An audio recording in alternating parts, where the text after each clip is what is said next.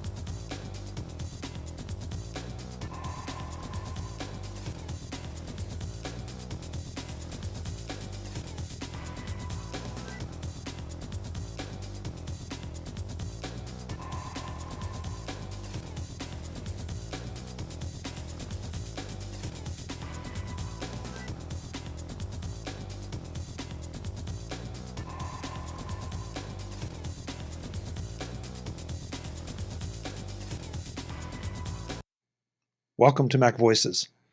This is the talk of the Apple community, and I'm Chuck Joyner. Folks, once again, we get to talk to Joe Kissell, this time about a brand new book that is, it's a brand new book, but it kind of has a genesis in some of his older books. And I'll let Joe explain. Joe, it's good to see you. Hello, nice to be here. So you heard what I just said, and I'm going to let you run with this because I want to make sure that we give it an accurate representation of what this book is and where it came from and why it's what it is. Okay.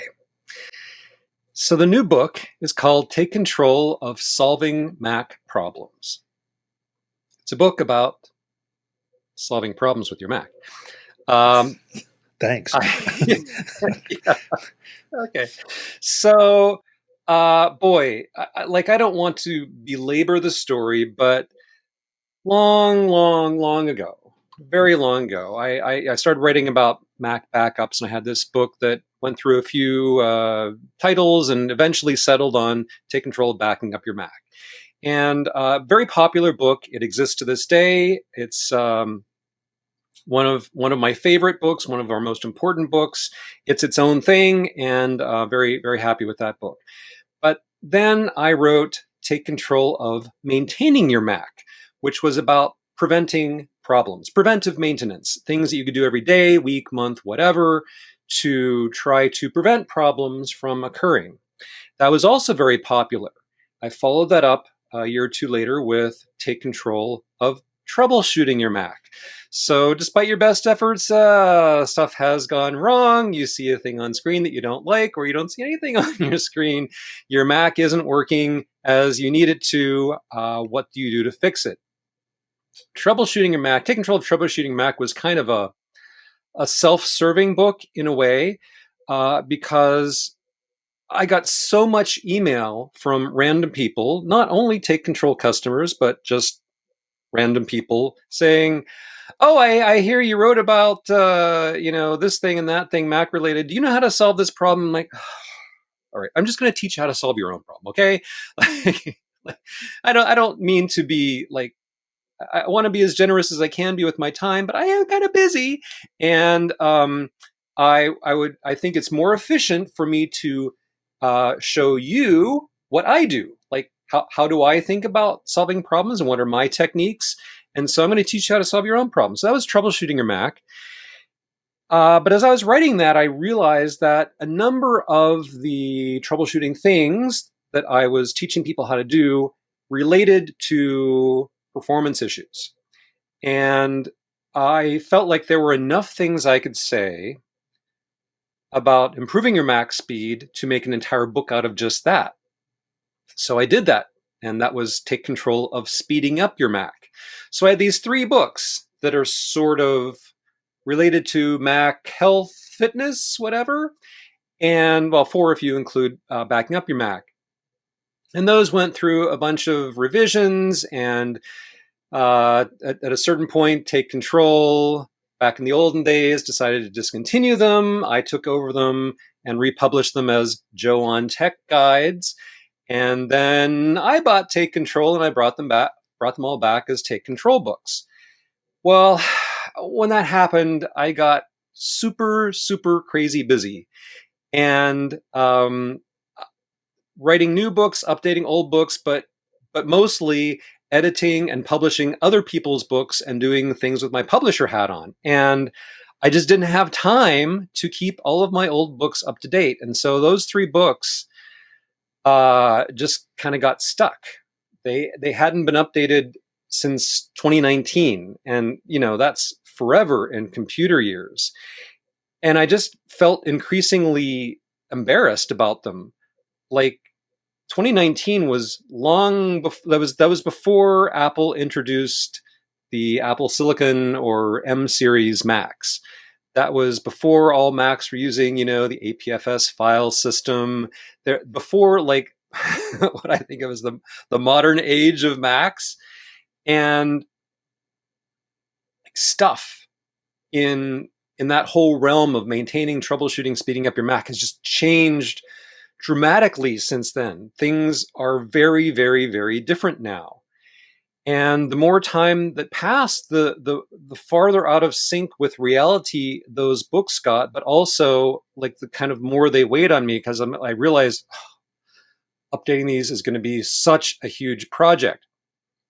So I decided to simplify my life and simplify things for readers too by combining all 3 of those topics into one book.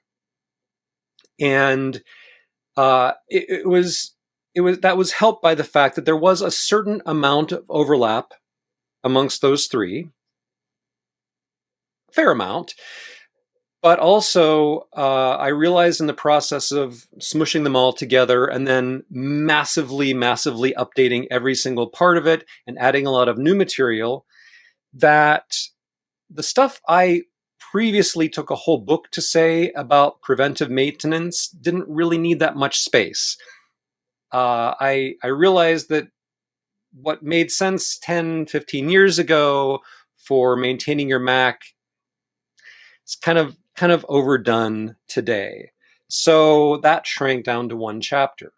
Similarly, the stuff that I spent a whole book talking about in terms of speeding up your Mac, a lot of those things just kind of magically disappeared, and that material condensed down to a chapter. So the core of the new book, Take Control of Solving Mac Problems, and the reason I chose that title is that it still is, 75%, let's say, about troubleshooting, 75%, something like that. That's really still the core of it, is figuring out how you go about solving problems. And there is a preventive maintenance part of it, and there is a speeding up part of it, but those are sort of bookends. Okay, we got a lot to cover here, and we have a limited amount of time to do it.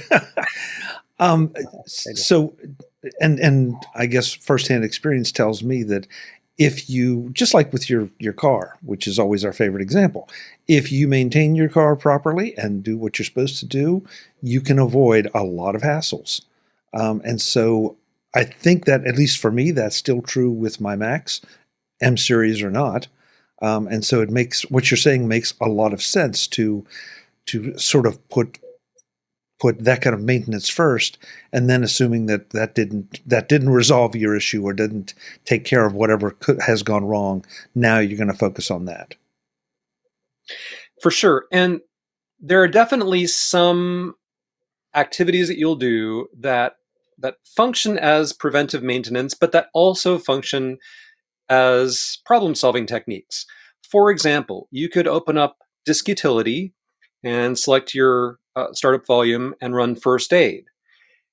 That's a good thing to do from time to time, even if you're not having any problems, because sometimes disk errors will occur, but there will be no visible symptoms until suddenly there are. So it's a good thing to do. Just as every month or so, I'm going to take 5 or 10 minutes and run this to make sure that if there were any gremlins lurking in the background, I've zapped them so they don't get any worse. But also, when you do encounter problems, that is one of the very common troubleshooting steps that you'll probably want to take to attempt to fix them. And there are a bunch of things like that that can be both preventive and solutions.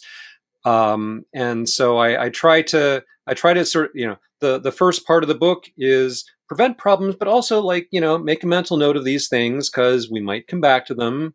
We do come back to them. And then there is another chapter that is just about troubleshooting techniques. And it's not about, I'm not saying that everybody who reads this book should step through everything in this chapter now. I'm saying this is reference. This is how you would do this if you had to do it. Read through it so that you have that in your head. And then later on, when you encounter a problem and the solution to that problem says, now, first of all, we're going to go use this technique, and then we're going to use this technique, and then we're going to use this technique, you refer back to that reference chapter so that you know how to do those things. So you want to have sort of a utility belt, right? you want to have some tools and techniques available to you that are reusable for a lot of different things in a lot of different ways. So this question is going to be less and less important, but I'll cover it just in case. How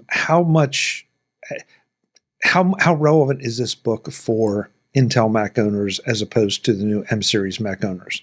Because I know there are an awful lot of Intel Macs out there, but slowly we're making that transition because of the speed, the power savings, and all those other great reasons. That's a terrific question, and I'm sorry to say that my answer is going to be long. It's a little involved. So for starters, the book does apply to both architectures. I have you can't see because of the camera angle, but I have my hand on an Intel Mac right here, and I have my other hand on an M-series Mac, and I have my third. Well, I have a lot of devices around me.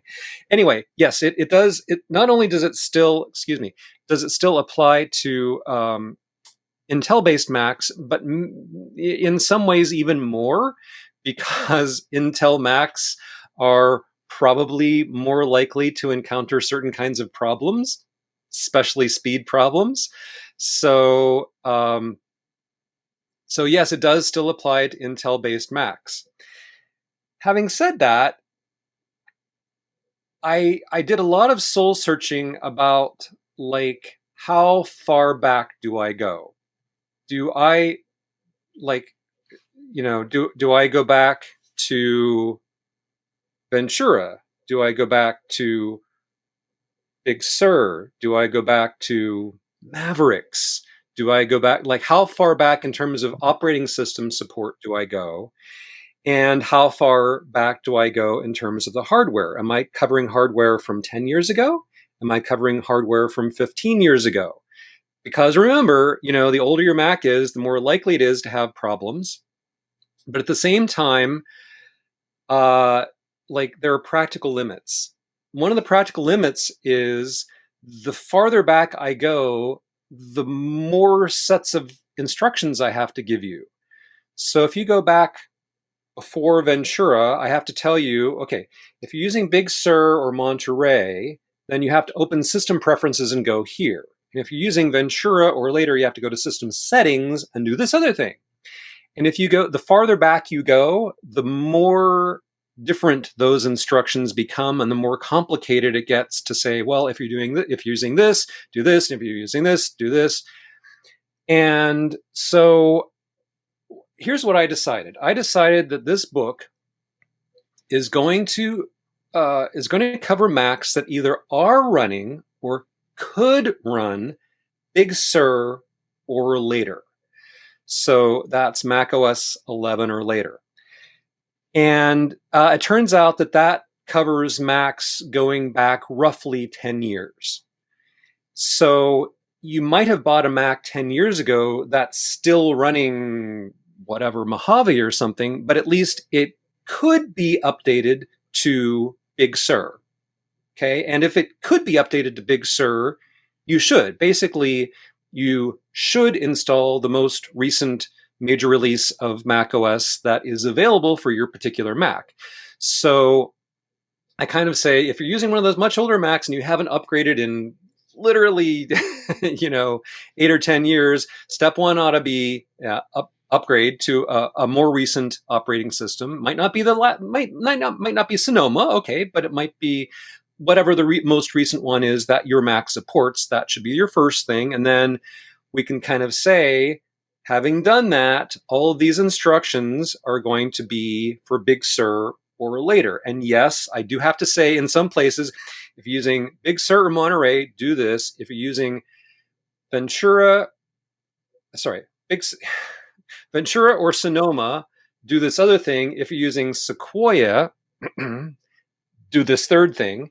That comes up in a few places because, look, it's late June 2024, and I am running the first developer beta of Sequoia on one of my Macs, and few things are different. So you try to cover everything you can, but I figured that was as much complexity as I wanted to inflict on readers. and besides that, I kind of say, like, if your Mac is more than 10 years old, it's time. Like, it's time. Joe, listening to you, it's interesting. I don't think a lot of us don't appreciate just how much everything has evolved because it's happened incrementally and we've adjusted. Right. And so all of a sudden you're faced with trying to go back, turn the clock back, take snapshots along the way, figuratively, by the way, not the system snapshots, and guide us through. That's no small challenge when I stop and think about it. I mean, even something as simple as the file system, you brought that up, and honestly, 2019 seems like yesterday, so you don't realize how much time has passed, and all the changes that have occurred that you've already adapted to. Yeah, I mean, I had to go back through books that I have written over the past number of years. Like, okay, when did that change? And what did I say about that when that thing happened? Like, when was it that APFS started being optional, and when did it start to become mandatory? And then when were only external, like when were only SSDs automatically converted to APFS when you upgraded, and then when were all volumes converted when you upgraded? And like I had to remind myself, and I'm like, oh yeah, that's when that happened, and that was here were the consequences of that, and this is what I said at that time. And honestly, if you've kept your Mac reasonably up to date, and if you have a reasonably recent Mac, then there's just a lot of stuff you don't have to worry about. It's cool. And I should say too, I mean, we'll get on to the whole like speed and performance thing, but what I've noticed is since I switched to Macs that use SSDs, and even more so since I switched to mainly Macs with M-series processors, I have very, very seldom encountered speed issues. And it's not like some magic has occurred. It's not like speed issues are a thing of the past. But honestly, Apple did some really good work, some really, really good work.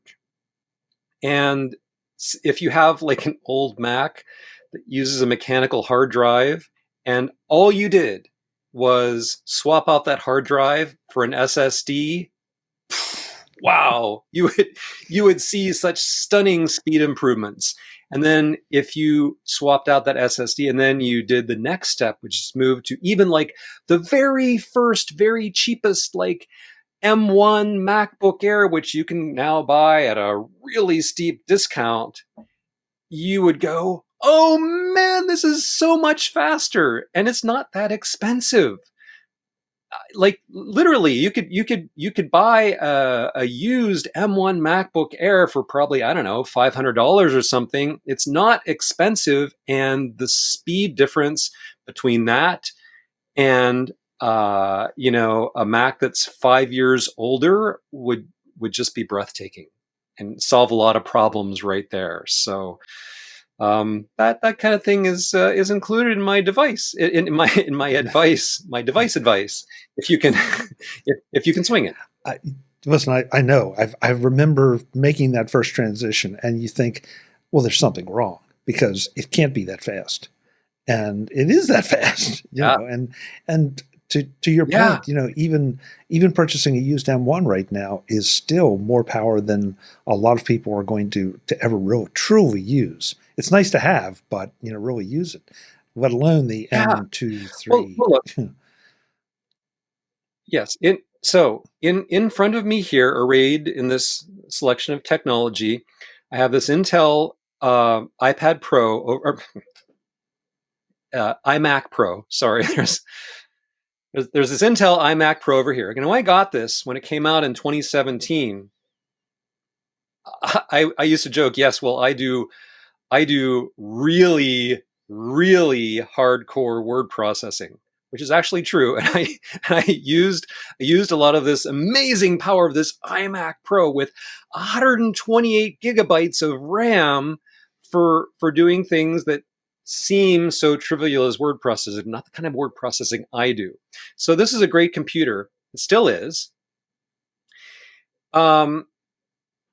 But I also have, like, I had an M1 MacBook Air, which another family member is now using. I have an M3 MacBook Air here, an M3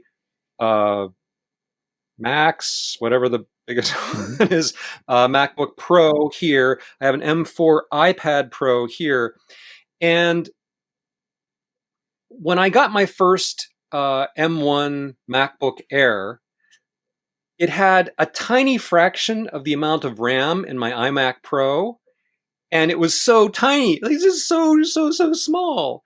And I would do these things, these like automated activities that I would run, these macros and complicated stuff in my database app on this cheap little tiny MacBook Air, and it would be like twice as fast as on my iMac Pro. And I'm just like, what dark magic is this?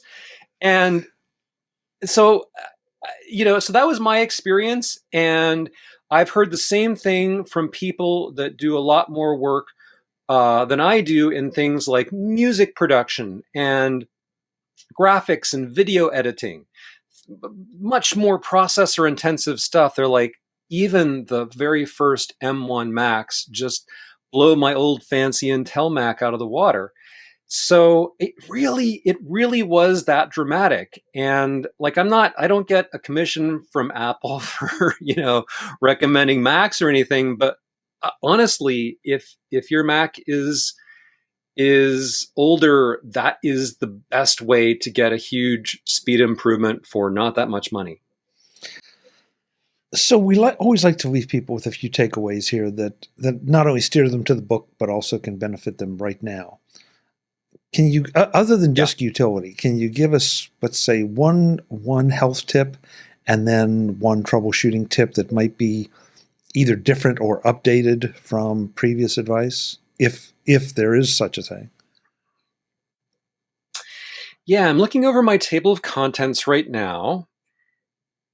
And it's funny, as I was looking at the old books and trying to figure out what do I carry forward and what do I ditch,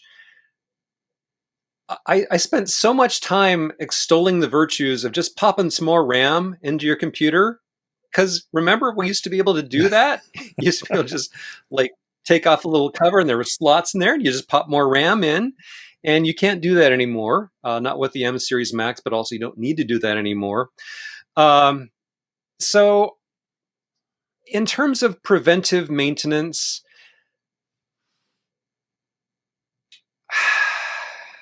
obviously, set up a backup system is on that list. It can't not be, because this is a book by me. Remember that. But I will say something that I have recommended for many, many, many years, and it still turns out to be a thing that I use from time to time. And I always, every time I remember, oh, I can do this, thank goodness, because that allowed me to solve this particular problem, is set up a second user account on your Mac. If you're the only person using your Mac, you might only have one user account, and you ought to have a second one that you use just for troubleshooting. That second user account has to be an administrator account. Even if you use a standard account for day-to-day work, which is totally fine, your troubleshooting account at least has to be an administrator account. And the idea is, when certain kinds of things go wrong, you can log out of your main account, log in as your test troubleshooting user, whatever you call it. And all of your login items and a lot of the stuff that you have installed to customize your Mac in your day-to-day use won't run, because that's confined to your account. All of your app preferences confined to your account. Everything's all sandboxed there. So when you log in as a different user, it's like the slate has been wiped clean. Fresh preferences, fresh settings, no other junk, no other background stuff going on. And you are often able to solve things while logged in as another administrative user that you can't solve when logged in as yourself. And if you just see, well, I logged in as rando and the problem's gone, then that narrows it down. It's not a problem with your Mac as a whole. It's not a problem with your hardware. It's not a problem with Mac OS. It's a problem with something you have installed. That makes it a lot easier to narrow it down. So that would be an example of preventive maintenance, is just set that up now. Make sure you remember the password for this other account and know how to log out, log back in. That's a really good preventive step. And I have to interject here. That's an interesting choice that you make, because it crosses over between preventive maintenance and troubleshooting. So it's perfect for the book, an introduction to the book. That's right. Joe is back next time to finish up our conversation about take control of your Mac problems, along with some advice about how to avoid problems before you even have them. That's next time on MacVoices. I'll see you then. As always, thanks for watching. Visit MacVoices.com for show notes and to connect with Chuck on social media. Get involved in our Facebook group or like our Facebook page, and get more out of your Apple tech with MacVoices Magazine, free on Flipboard and on the web. And if you find value in it all, consider supporting us through either our Patreon campaign at patreon.com/MacVoices, or by making a one-time donation via the PayPal link on our front page and in the show notes of each episode. You will join these fine people who help bring you Mac Voices.